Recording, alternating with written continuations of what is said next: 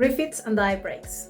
In order for these tools to actually be handy, you need to be dieting already or being in a calorie deficit long enough where you are noticing dieting is taking a bit of a toll on your biofeedback. That is sleep, mood, energy, cravings, hunger, performance, and libido.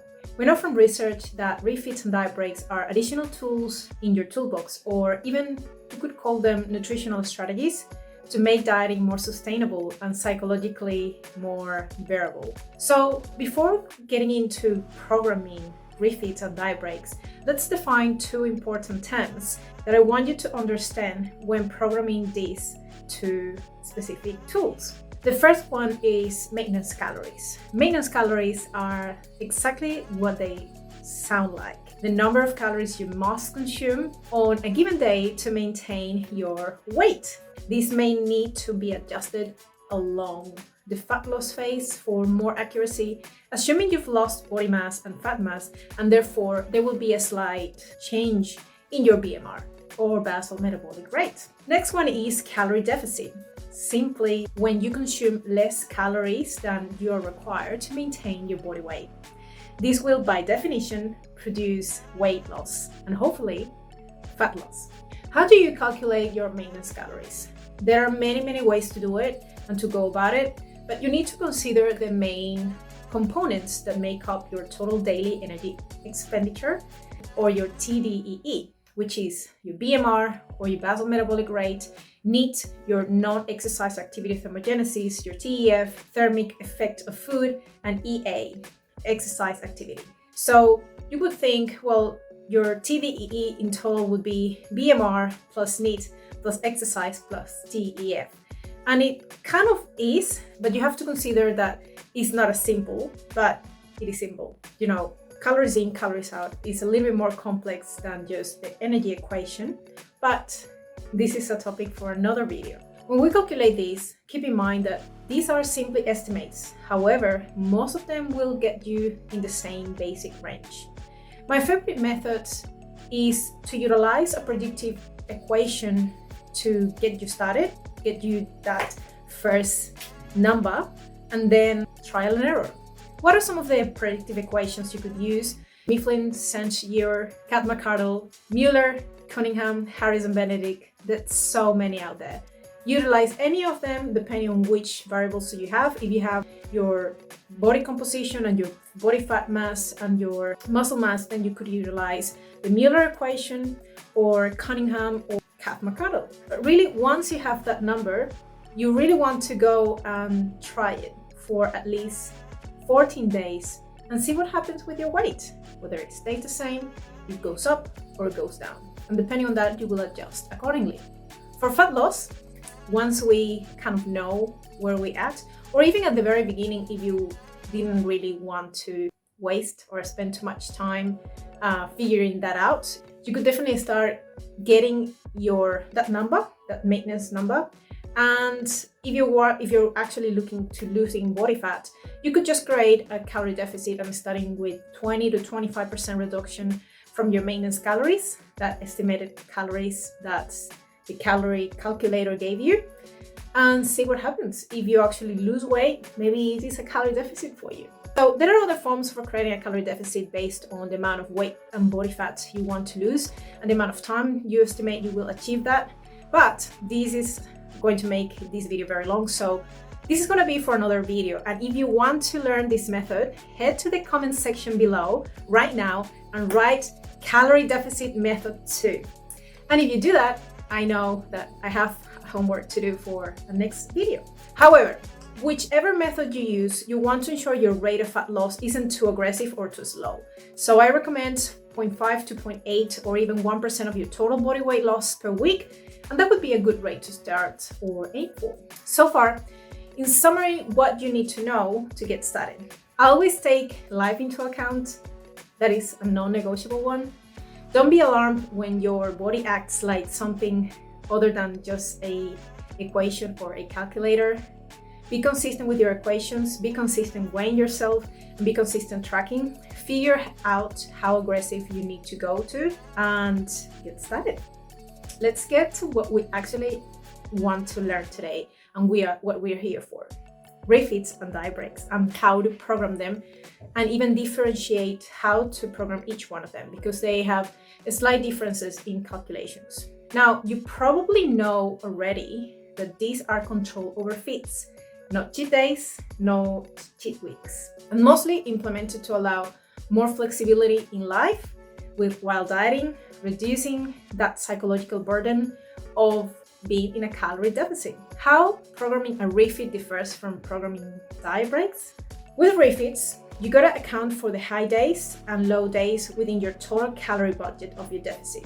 Whereas diet breaks are totally calculated to be at your maintenance calories, clearly separated from weeks of actual calorie deficit, which may or might not be cycled as well if you wanted to.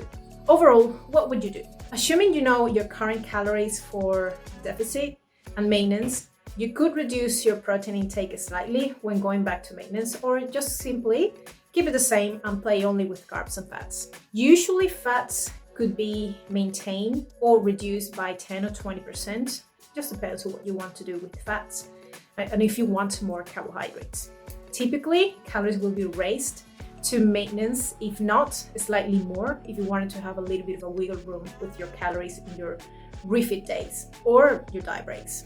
You will increase your carbohydrate intake to filling remaining of the calories. Have your refeed days on your hardest days for training days, since your calorie increase is going to help you train harder and being in a better anabolic environment. However, it doesn't have to be that way. Like if for you a diet break or a refeed means that you just want to have some days just to recover and actually utilize rest days to get the most out of that preparation for our next day, which will be harder, that's up to you too. Bear in mind that ideally you want at least 2 or 3 days and put them back to back, so they have that little psychological break effect, also physiological effect on your hunger and glycogen replenishment. Now, let's do an example from one of my clients' calories for her refeed, and then we'll take the same example for calculating a diet break. Now, looking at her weekly calories, we know that her total weekly budget is 1,200 to 50. And that is obviously taking into account that she was already in a calorie deficit. We decided her low days would be at around 1570 per day for 5 days. And then we're going to put a refeed back to back of 2 days at her maintenance calories, which was around 2200. Now we know that looking at her numbers, her protein was around 140 grams. And if we multiply this by 4, we have 560 calories from protein. And if we subtract this from 1570, which is the total calories she will use for 5 days, we are left with 1,010 calories for carbs and fats. Her carbs and fats were then placed into a 70-30 ratio, which is something that she prefers because she prefers carbohydrates over fats. So we will allocate 70% of carbohydrates from those calories and 30% for fats from those calories. So taking the 1,010 calories multiplied by 0.7, we get 707 calories from carbs, rounded to 710 calories. Then when we divide that by 4, we get 175 to 180 grams of carbohydrate per day. To get the fat numbers, we take 1,010 calories and we multiply that by 0.3, and that gives us 303 calories, rounded to around 300 calories from fat. So if we divide 300 calories by 9, we get about 35 grams of fats. Her low days, her numbers will look like 140 grams of protein, 175 to 180 grams of carbohydrates, and 35 grams of fat. Now, for high days, we can do exactly the same with her maintenance calories for a 2-day refeed. So her final refeed macros would be 140 grams of protein, 285 to 290 grams of carbs, and 45 grams of fat.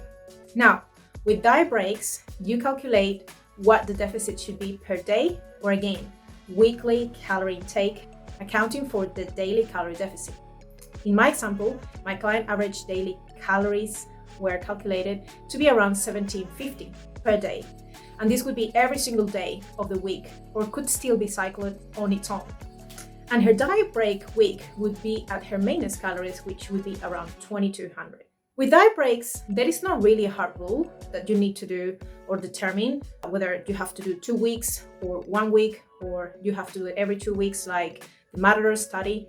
You could utilize them more reactively if you are feeling you need a break or going for a holiday, or the leaner you get. The most important thing to take away here is that this method should only be implemented if they maintain or improve your adherence, and they need to be tailored to the needs of each individual rather than just being applied automatically for everyone.